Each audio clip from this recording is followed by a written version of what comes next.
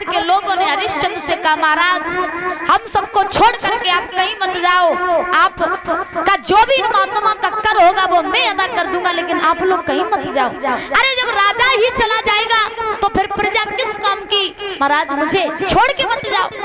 हरिश्चंद्र ने प्रजा से कहा, हे प्रजा के लोगों, ये अवध अब तुम्हारी है, यहाँ का राज अब तुम्हारा है, हमारा तुम्हारा बस यहीं तक साथ था, मुझे तो अब जाना ही होगा। आज हरिश्चंद्र ने अवध के लोगों को धैर्य धारण करवाया और धैर्य धारण करके आज हरिश्चंद्र तारा रोहितास चले काशी के लिए।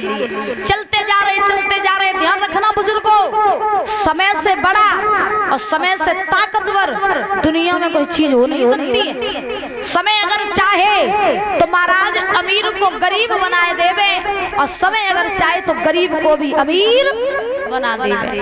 पैसा अगर आ जाए, धन दौलत अगर आ जाए ज्यादा तुम्हारे पास में, तो पैसा में ज्यादा भूलो मत कि हम करोड़पति हैं, अरबपति हैं, लखपति हैं और हमारे 10-10 मंजिल मकान बने। हाँ, ज्यादा समय अगर अच्छा आ जाए तो अच्छे समय में ज्यादा खुश मत हुआ करो। क्यों? क्योंकि समय कब किसका बदल जाए ये किसी को पता नहीं है। अब हरिश्चंद्र कभी ये बात जानते थे कि एक समय ऐसा आएगा जब मैं बिकने के लिए चला जाऊंगा काशी में? जानते थे हरिश्चंद्र कभी ये बात? नहीं जानते थे। तो इसीलिए समय की बाराज बात कोई नहीं जानता कि कब किसका समय बदल जाए। ध्यान रखना, विद्वान तो यहाँ तक कल्पना कर देते हैं, अरे कर्म से कर्म के कर्म करावे, कर्म से राजा राज करे, और कर्म से राजा राज करे, और कर्म ही राजा को भी बनावे।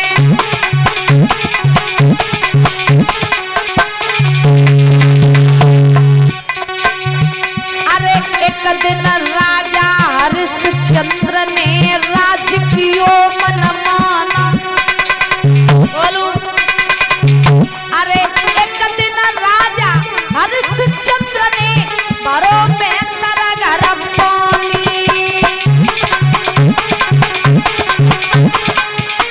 इसलिए बलिहारी बलिहारी,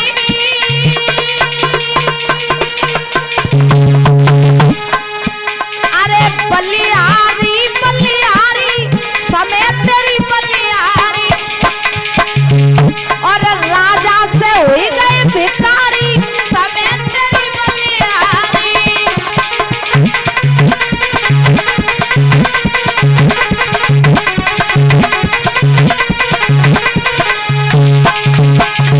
आज रोहित तारा हरिश्चंद्र बिकने के लिए चले महाराज काशी में। एक दिन नहीं, 2 दिन नहीं, वो रानी तारा जो कभी बाहर की धूप नहीं देखती थी, आज वही तारा नंगे पैर कटीले रास्तों पर चल रही है। एक दिन नहीं, 2 दिन नहीं, 5वें दिन जाकर के तीनों प्राणी काशी में पहुंचे। जब 5वें दिन काशी में जाकर के तीनों प्राणी पहुंचे, तो पहुंचने के बाद में आज विश्वामित्र ने महाराज हरिश्चंद्र, तारा और रोहित को काशी के बीच चौराहे पर खड़ा कर लिया। जब काशी के बीच चौराहे पर खड़ा किया है, आज विश्वामित्र काशी में आवाज लगाने लगे, काशी के लोगों, काऊ को नौकर की जरूरत हो, वे नौकर की, तो वो मेरे पास में आए कि हमसे नौकर खरीद ले वे। और विश्वामित्र ने जैसे ही आवाज लगाई, भैया तो कैसे आवाज लगाई सुनो, क्या बिक रहे तीनों बजरिया में, और बजरिया में भैया मच गो सोना नगरिया में।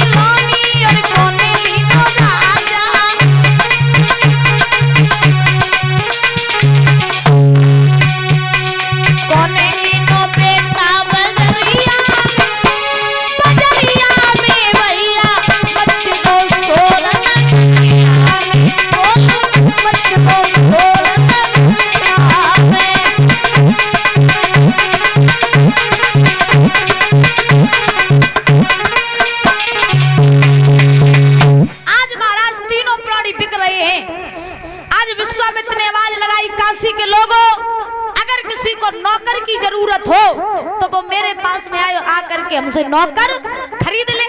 बीच चौराहे पर खड़े हैं तीनों प्राणी। आज पूरे काशी के लोग इकट्ठे होकर के महाराज बीच चौराहे पर पहुंचे। जब बीच चौराहे पर पहुंचे हैं तो पहुंचने के बाद आज उसी भीड़ में से परीक्षित महाराज एक कालू नाम को मैत्र निकल के आओ। कौन?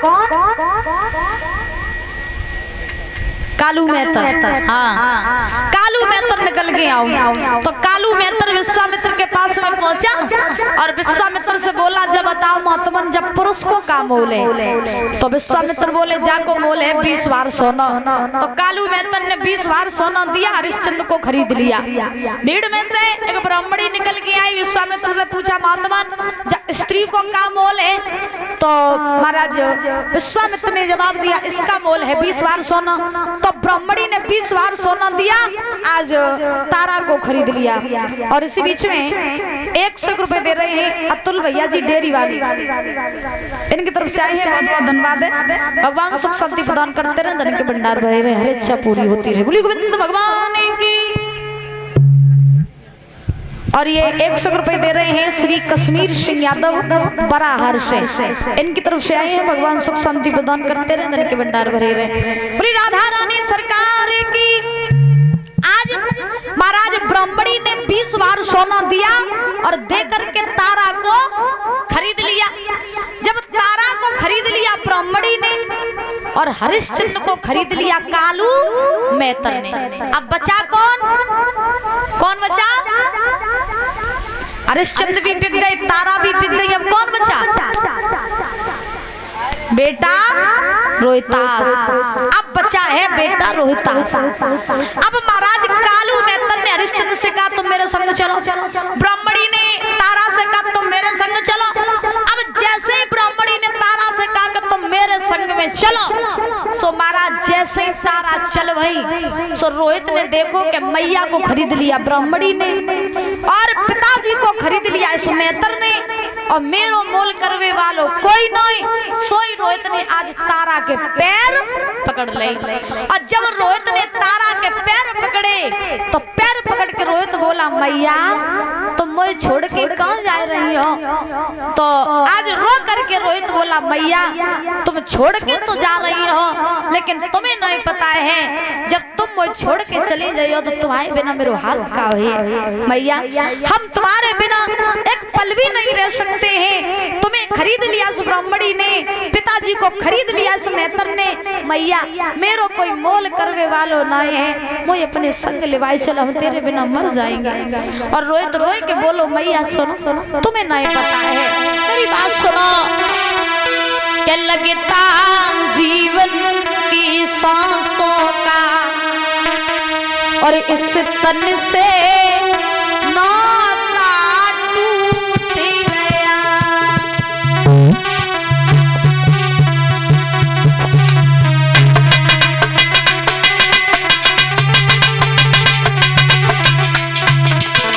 भैया आज तुम मुझे छोड़ के जा रही हो तो मुझे ऐसा लग रहा है जैसे मेरे शरीर में से प्राण निकले जा रहे हो। माँ कोई अपने संग निभाए चल, मैं तेरे बिना मर जाऊंगा। रोई के बोलो, बेटा लगता जीवन की सांसों का इस तन से नाता टूट गया। ना जाने कौन सी भूल बनी, परमेश्वरा मन से रूठ गया।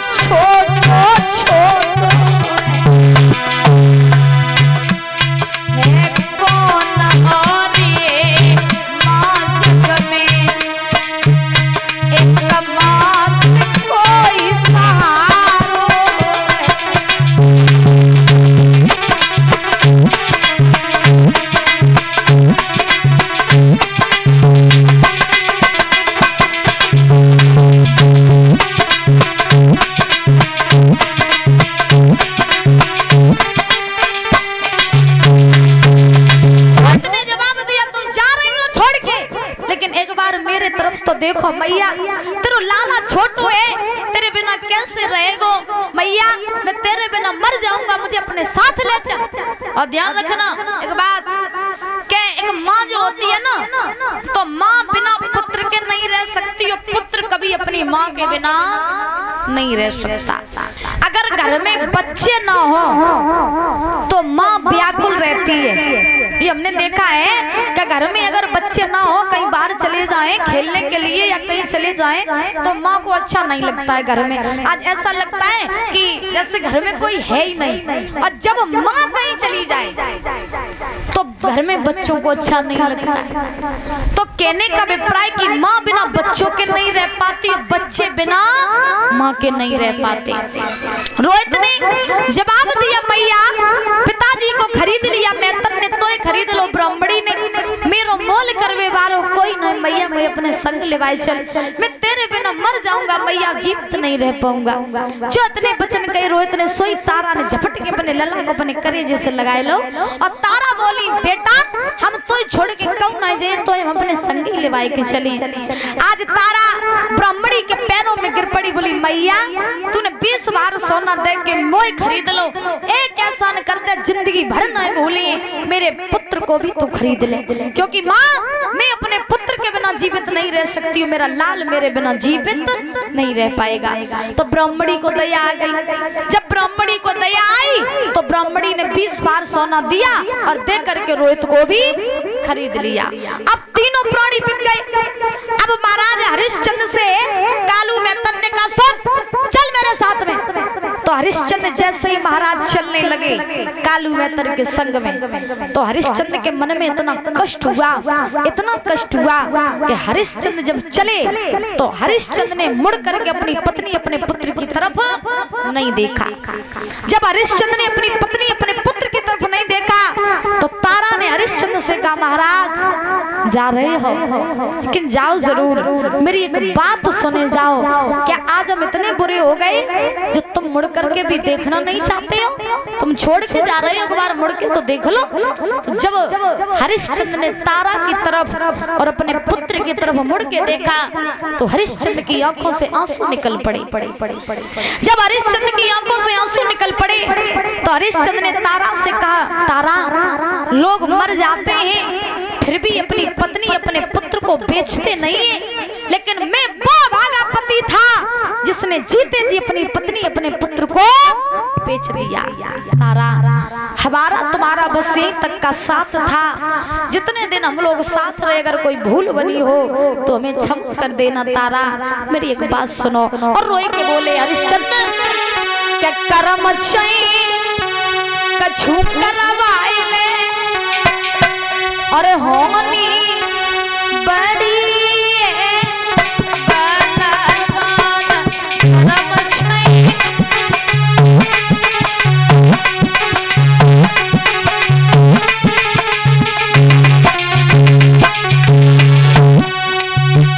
आज हरिश्चंद्र रोए के बोले, तारा तुम्हें नहीं पता, मेरी एक बात सुनो, बात सुनो मेरी, कर्म छई कछु करवाइले होनी बड़ी बलवान कर्म छई।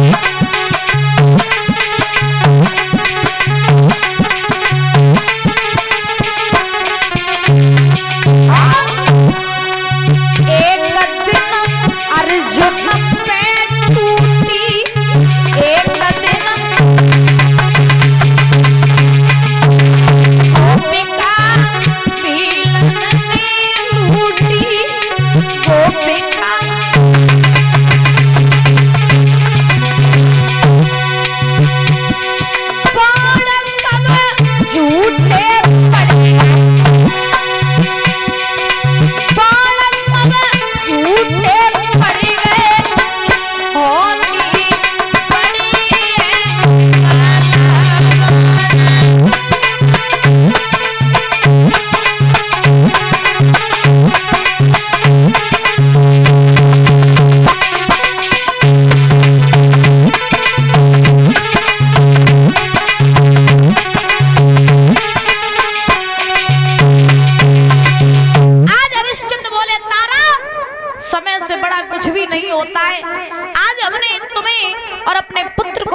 किया तो मुझ जैसा अभागा कोई नहीं है। तारा मैं तो जा रहा हूँ, हम लोग बिछड़ रहे हैं। मेरी एक बात याद रखना, जहाँ भी तुम रहो खुश रहना, मेरे बच्चे की अच्छी परवरिश करना, और हो सके तो मुझे भूल जाना, मेरी याद मत करना। आज इतना कह करके हरिश्चंद्र वहां से चले गए। हरिश्चंद्र कालू मेहतर के यहाँ पर पहुंचे। परीक्षित महाराज जल भरने का काम करने लगे और इधर तारा ब्राह्मणी के यहाँ पर भोजन बनाने का काम करने लगी। कालू मेहतर ने हरिश्चंद्र के भोजन के लिए एक दुकान नियुक्त कर दी और कालू मेहतर ने हरिश्चंद्र से कहा, सुनो, जब तुम्हें भूख लगा करे तो तुम्हें इसी दुकान से आया करना और आ करके भोजन कर जाया करना। तो हरिश्चंद्र बोले, ठीक है महाराज, मैं भोजन कर जाया करूंगा। धीरे धीरे हरिश्चंद्र जब भोजन करने के लिए बैठते तो महाराज विश्वामित्र कहीं कुत्ते का रूप बना लेते, कहीं बिल्ली का रूप बना लेते, ऐसे रूप बना करके नाना प्रकार के और महाराज हरिश्चंद्र के सामने बैठ जाते। अब हरिश्चंद्र भोजन करने के लिए जैसे ही बैठते तो नजर पड़ती है विश्वामित्र की तरफ, यानी विश्वामित्र जो कुत्ते बिल्ली का रूप बना करके बैठ जाते तो हरिश्चंद्र की नजर पड़ती। अब हरिश्चंद्र सोचने लगते कि हम तो आज नहीं कल भोजन कर लेंगे, लेकिन ये जीव पता नहीं कब का भूखा होगा, तो लाओ अपना भोजन हम जाए कराए थे। तो हरिश्चंद्र अपना भोजन महाराज उस जीव को करा देते, और जब जीव को करा देते तो ऐसे हरिश्चंद्र ने एक दिन नहीं, 2 दिन नहीं, 1 महीना व्यतीत हो गया, लेकिन हरिश्चंद्र ने भोजन नहीं किया। अब दादा आप सोचो कि जो व्यक्ति 1 महीने तक भोजन न करे उसकी दशा क्या होगी। और इसी बीच में 51 रुपए ऋषि यादव बराहर से इनकी तरफ से आए हैं, बहुत बहुत धन्यवाद है, भगवान सुख शांति प्रदान करते रहे। हरिश्चंद्र ने 1 महीने तक भोजन नहीं किया, शरीर जर्जर हो गया, कमजोर शरीर हो गया। एक बार कल कालू मेहतर ने जवाब दिया, सुन हरिश्चंद्र जा पर जा करके घाट से जल भरला। तो हरिश्चंद्र ने घड़ा उठाया, घड़ा उठा करके सर पे रखा और महाराज जल भरने के लिए चले। काशी में एक मणिकड़ का घाट था, उसी घाट पर हरिश्चंद्र जल भरने के लिए जाया करते थे। तो हरिश्चंद्र जब जल भरने के लिए उसी घाट पर पहुंचे तो पहुंच करके हरिश्चंद्र ने घड़ा तो भर लिया, लेकिन दादा शरीर में इतनी शक्ति नहीं है जो घड़ा को उठा सके।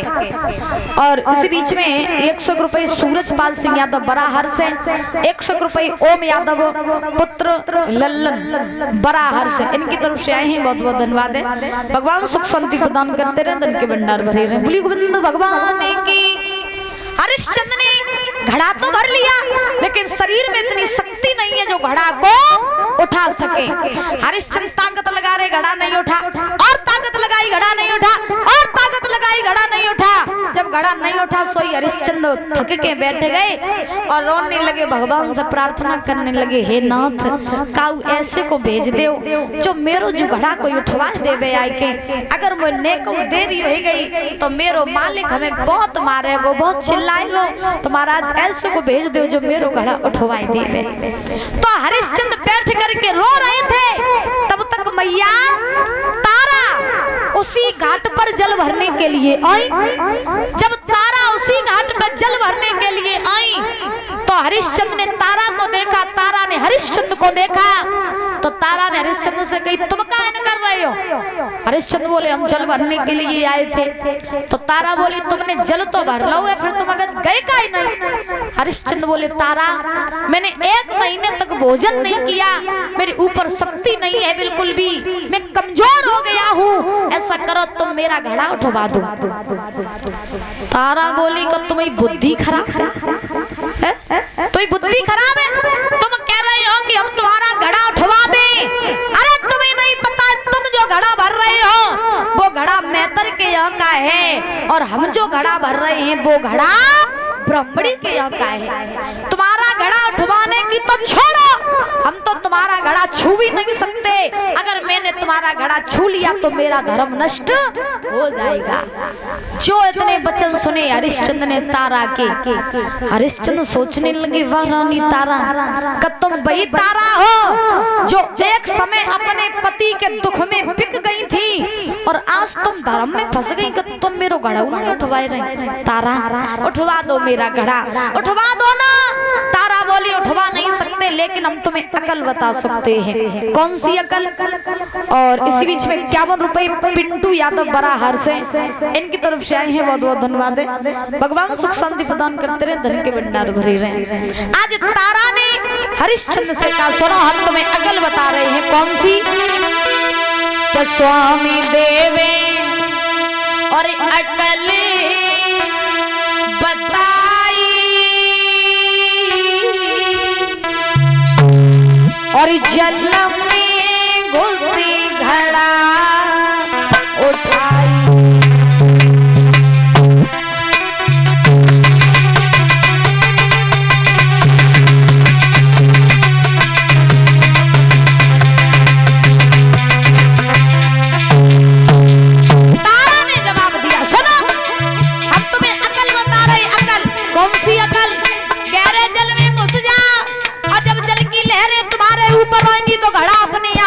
सर पे आ जाएगा। गहरे जल में घुस जाओ। सुनो महाराज, स्वामी देवी अकल बताई,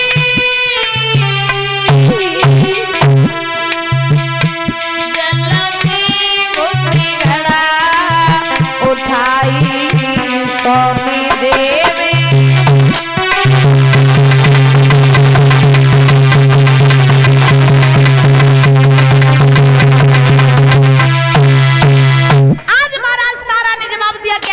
घुस जाओ और जब जल की लहरें तुम्हारे ऊपर आएंगी तो घड़ा अपने आप तुम्हारे सर पे आ जाएगा। परीक्षित महाराज